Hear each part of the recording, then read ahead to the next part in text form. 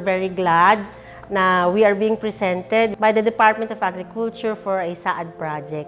At ang SAAD project po na naging maiden na project dito sa aming bayan ng Villaverde, actually ang recipient niya, ang beneficiaries would be the Nag-Et Farmers Association. On the day I was conceptualizing the SAAD project to be implemented dito po sa aming bayan, hindi po kami nagdalawang isip na ang ipasok namin ay ang Nag-Et Farmers Association.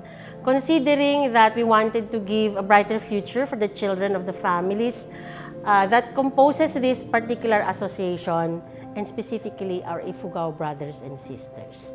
Nung dumating po yung SAAD program sa amin, malaki po ang naitulong nito sa aming mga taga-Nag-Et Kabuluan kasi po hindi lang po sa financial na aspeto, kundi nagkaroon din po ng pagtutulungan, napaigting po yung kooperasyon ng bawat members sa association, lalo na po sa water system po dahil may nabigay po na 20 tanks.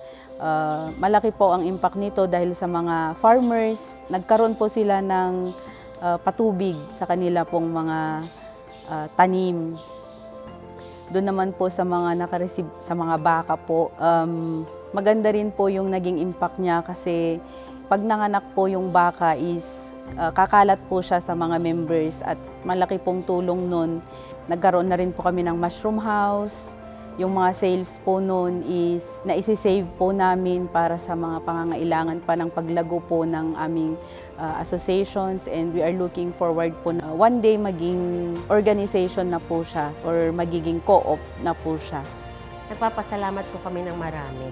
Marami pang ibang magiging produce ang asosasyon na ito out of the SAAD project kasi po yung vegetables, mga seedlings, mga fertilizers, and others na nanggaling sa funding na ito of more than 3.2 million, 3.8 way back 2023, hindi po kayang ibigay ng aming bayan. Considering our status as a 5th class municipality, definitely, kahit ilang taon pa po akong umupong mayor, hindi po kaya namin ibigay yon sa isang sitio or isang asosasyon.